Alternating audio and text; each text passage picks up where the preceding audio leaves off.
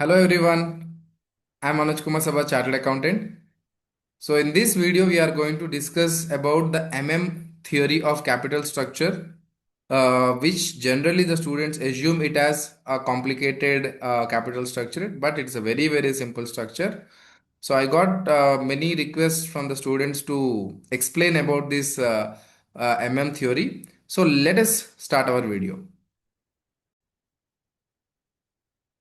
So let us start, students. See, full form is nothing but Modigliani and Miller. So Modigliani and Miller about the capital structure, they have given two theories. So the first theory is called as the theory with tax, without tax, and the second one is the theory with tax. This is the second one. This is the second one, and this is the first one. So the theory without tax is called as capital structure irrelevance theory. Is called as capital structure irrelevance theory. And theory with tax is called as the capital structure relevance theory. Capital structure relevance theory. See, in my earlier video, I have explained you the meaning of capital structure relevance theory and capital structure irrelevance theory, right? So capital structure relevance theory means the capital structure will influence the cost of capital of the company, and cost of capital of the company will influence the value of the firm. Capital structure irrelevance theory. Capital structure irrelevance theory means capital structure of the company, which is the mixture of the proportion of debt and equity in the capital structure, will not influence the cost of capital of the company, and thereby this will not influence the value of the firm, which means capital structure doesn't have any influence on the value of the firm. So this is the meaning of capital structure relevance theory and irrelevance theory. See, the theory without tax, the theory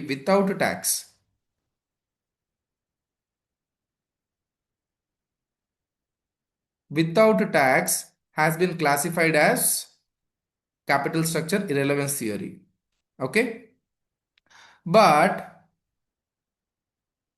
theory with tax,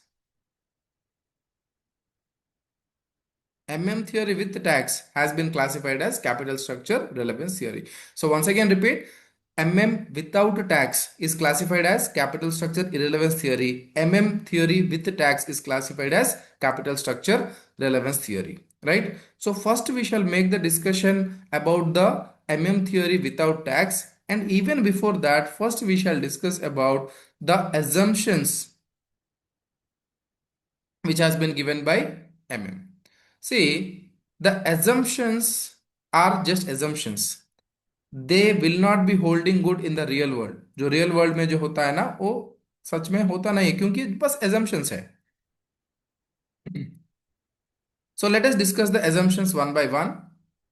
See, from the exam point of view also, you should remember these assumptions. The first assumption which is saying that there are no taxes, right? No taxes, which means there is no corporate tax or there is no personal tax. Corporate tax is paid by whom? Companies. Whenever they earn the income, they should pay the taxes. And personal tax, this is from the point of view of investor. See, personal tax is from the point of view of investor, right? And corporate tax is for the company. So it is assumed that there are no corporate taxes and there is no personal tax. And next one is perfect capital markets. So perfect capital markets, under that they are say is saying that there are no transaction costs. But what is called as transaction cost? See, whenever the securities are exchanged, means purchased and sold in the market, there will be some type of cost associated with it. For example, the brokerage fee. Like whenever shares are purchased and sold, STT is paid, broker's fees is paid, isn't it? So here the assumption is there are no transaction cost. And next, the information is freely available to everyone. But do you think that in the real world the information of all the businesses is available to everyone? No, it may not be possible. Next, investors and the firms, sorry, investors and the firms can borrow and lend at the same interest rate. which means if you want to borrow, take the money from somebody, borrow the money from somebody, and if anybody want to give the money on as a loan, so they will be having the same interest rate. But in the real life, do you think that it holds good? No, it doesn't hold good. Why? Because generally the borrowing rate will be higher. Generally the borrowing rate will be higher than the deposit rate. Okay. And if an investor want to borrow the money, there will be different interest rate. And if the corporates want to borrow the money from the banks or from anywhere, there will be different interest rate. But here MM is saying that assume that everyone is having the same interest rate, practically, which is not possible. And there is no bankruptcy cost. What is called as bankruptcy cost? See, what is called as a bankruptcy cost? Nothing but the possibility of the person who has taken the loan will default. Right, एक company ने loan ले लिया और company के पास उतना capacity नहीं है कि रीपेमेंट करने के लिए, सो जिसने ए लोन अमाउंट दिया उसको डिफॉल्ट रिस्क आएगा, मतलब जो क्रेडिट रिस्क होता है ना, क्रेडिट रिस्क आएगा. So here it is assumed that there is no default risk. And next, investors are rational. Investors are rational. Investors are rational का मतलब ये होता है कि all the investors think in the same way, like everyone think to maximise the wealth. Okay, everybody think to maximize the wealth. But do you think that this holds good at every situation? No, it doesn't happen. Why? Because some shareholders, in order to protect their wealth, they may sell early than some other investors.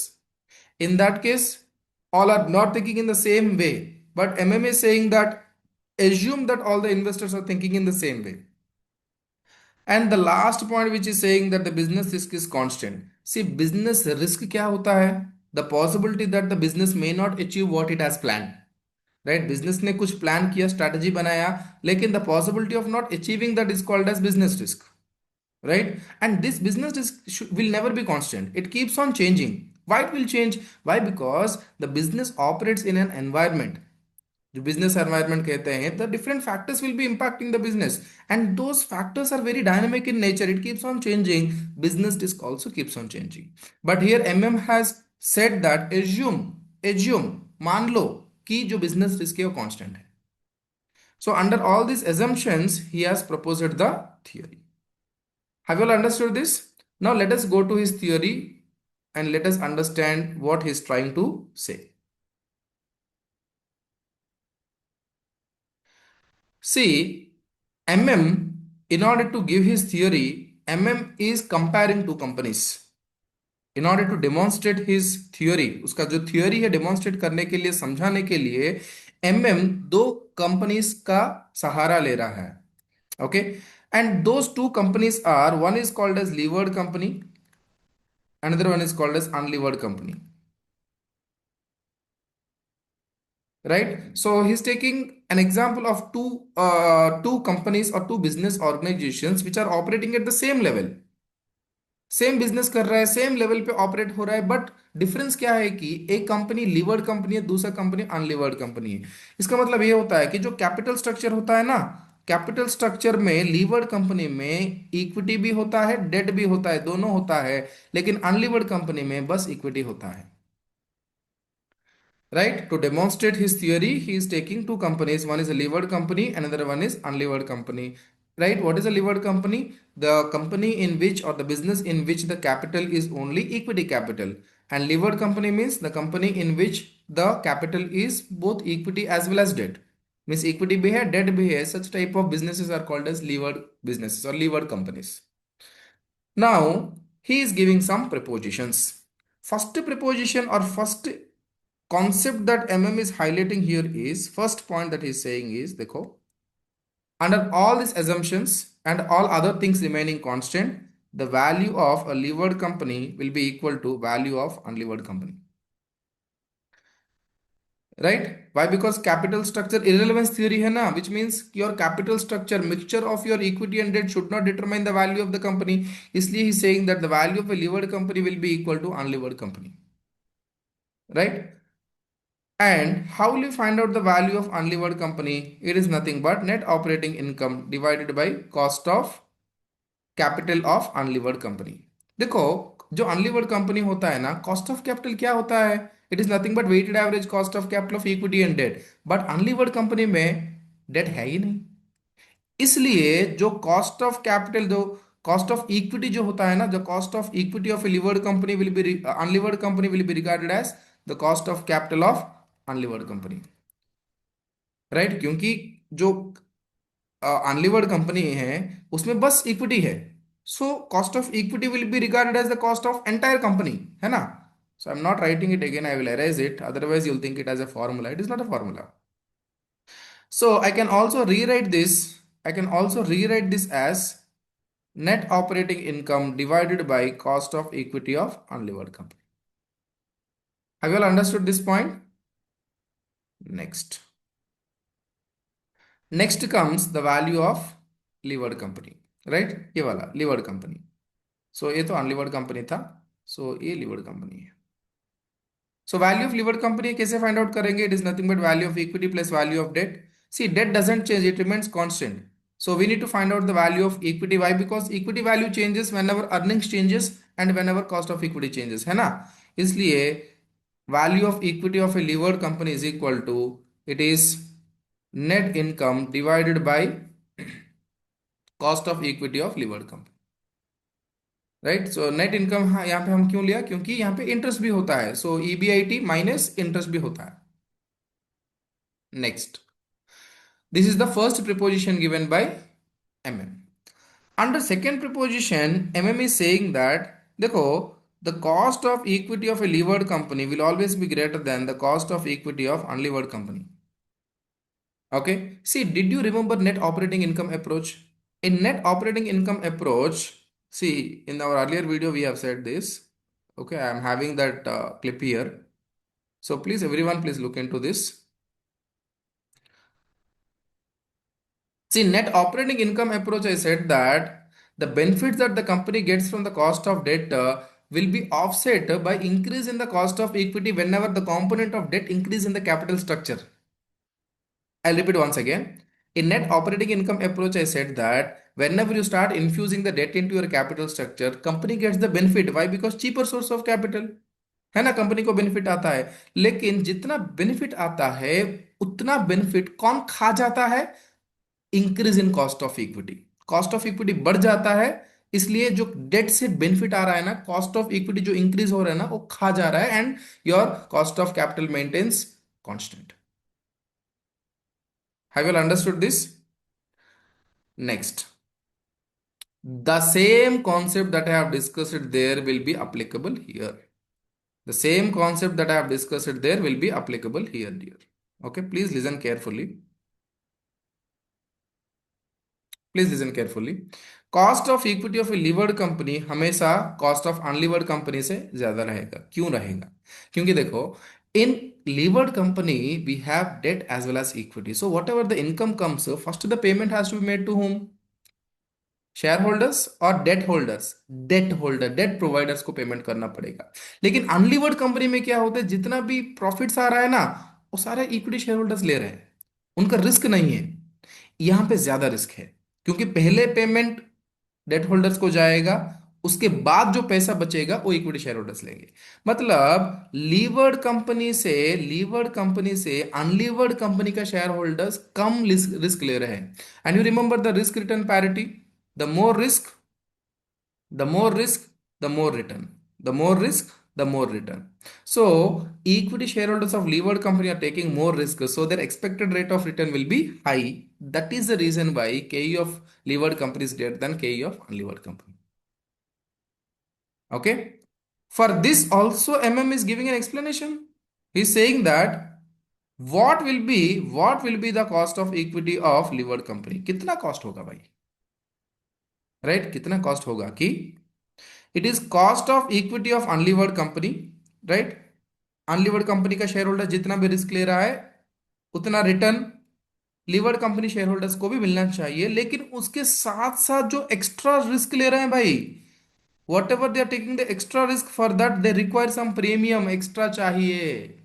Okay, so it is nothing but the cost of equity of unlevered company minus cost of debt in the proportion of, क्योंकि this is the extra risk taken by equity shareholders of levered company, and this is depending upon the debt equity ratio that is there in the levered company, क्योंकि every company में, हर company में debt equity ratio same नहीं रहेगा, है ना।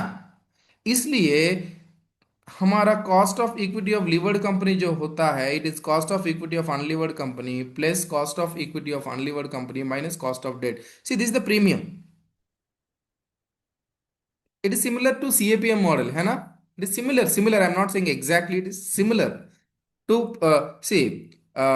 this CAPM model. So this is the premium. Why? Because this is the extra risk taken by the equity shareholders. This much extra return should be given, but in the ratio of debt and equity in that company. Different different companies में different different debt equity ratio रहेगा, जितना भी date extra हो रहा है ना, उतना extra return मिलना चाहिए इक्विटी शेयर होल्डर्स को। This is how we find out the cost of equity of levered company, right बेटा। See we have discussed here nothing, only 2 points. First point is value of levered company is equal to value of unlevered company. The second one is cost of equity of levered company is equal to cost of equity of unlevered company plus cost of equity of unlevered company minus cost of debt into debt by equity. Okay, so this will be the cost of equity of levered company. Okay, see in this what happens, there is a debt, so there will be benefit, and due to the existence of debt, cost of equity will increase, right? Which means, as I said, benefits from debt will be offset against increase in KE, right. जितना भी date से benefit आ रहा है ना, यहाँ पे के increase हो रहा है, so this will offset that and maintain के वो constant. Okay, next third point. And the third point, MM is saying that, see, if the value of the firm will increase, it will increase to any other reason, right? So value of the firm